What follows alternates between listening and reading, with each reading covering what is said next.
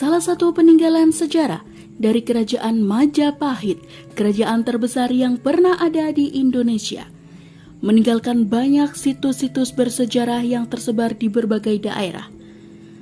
Yang saat ini masih menjulang dengan kokoh, salah satunya adalah Candi Dermo yang berada di Desa Candinegoro, Kecamatan Wonoayu, Sidoarjo. Candi bercorak Hindu ini dibangun pada tahun 1353 Masehi di bawah kepemimpinan Adipati Terung. Lokasinya yang berada di tengah-tengah pemukiman warga tak lantas menjadikan Candi Dermo ini hilang keautentikannya. Penelitian sejarah meyakini Candi Dermo adalah gapura atau pintu gerbang yang digunakan menuju bangunan suci yang dulunya ada di sebelah timur dari Candi Dermo ini, di mana terdapat bangunan induk yang ukurannya lebih besar dari Candi Dermo ini. Waktu kian berlalu, hingga akhirnya bangunan induk pun roboh tak tersisa.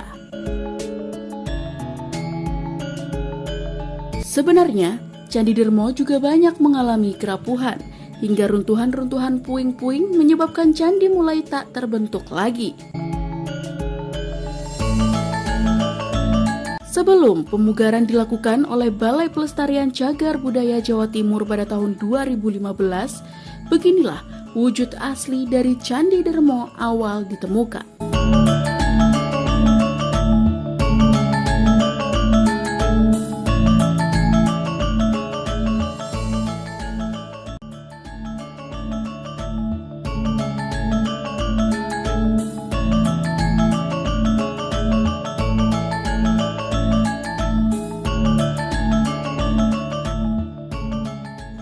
Pada zaman penjajahan Belanda pada tahun 1905 hingga 1913 dan 1914 hingga 1915 pernah dilakukan pemugaran Candi Dermo ini guna memperkuat struktur bangunan.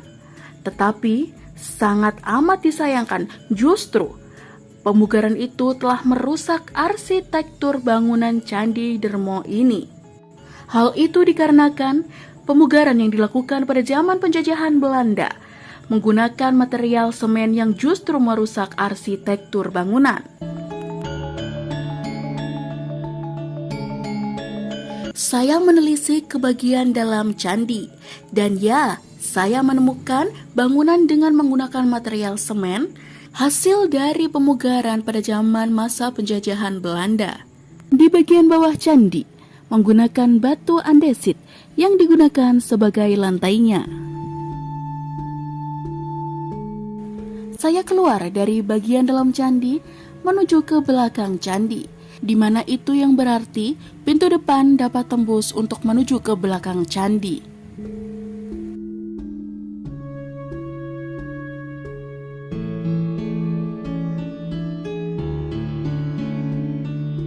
Jadi secara keseluruhan, bangunan Candi Dermo ini yang berdiri megah saat ini terdapat 3 proses pembangunan dan 3 waktu atau zaman yang berbeda.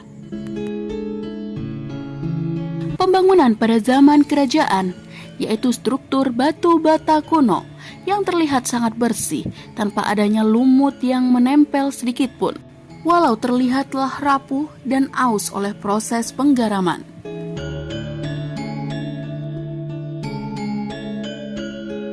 Selanjutnya, pembangunan pada era masa penjajahan Belanda, yaitu struktur batu bata yang telah dibangun dengan menggunakan material semen yang terlihat di dalam candi dan bagian atas candi.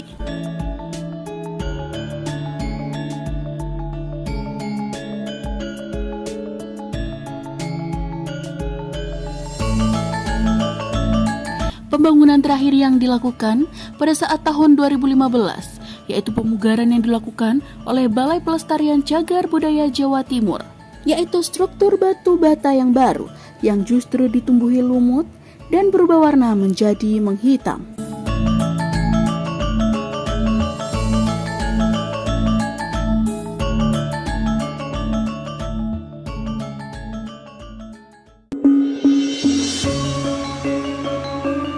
Dari segi gaya arsitektur dan bangunan, para ahli arkeolog menduga Candi Dermo berasal dari abad ke-14.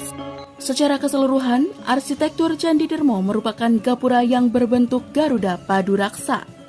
Garuda Paduraksa adalah gapura yang bagian atasnya menjadi satu. Gapura Bajang Ratu, bekas peninggalan kerajaan Majapahit yang ada di Trowulan, adalah gapura yang serupa dengan Candi Dermo ini. Bahan terbuat dari bata merah dengan ketinggian 13,5 meter sebelum pemugaran dan menjadi 15 meter setelah dilakukan pemugaran. Terdapat yoni dan blok-blok batu yang tersusun rapi di depan lokasi candi di dekat pintu masuk.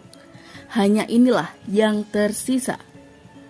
Sebenarnya ditemukan sebuah struktur bangunan sumur kuno dan benda-benda purbakala lainnya di sekitar lokasi candi, serta ditemukan beberapa batu-batu relief.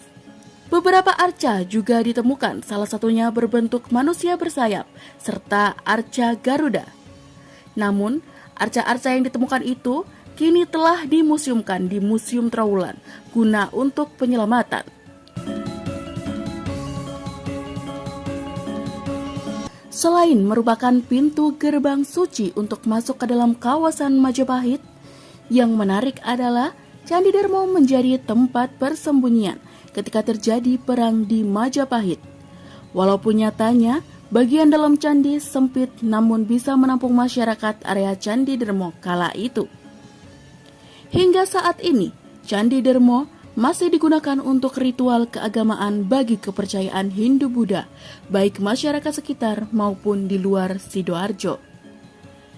Beberapa dari mereka juga tak hanya mengunjungi candi untuk wisata sejarah, tetapi tak jarang juga mereka datang untuk melakukan ritual kepada Sang Hyang Widi atau dewa-dewa yang mereka percayai.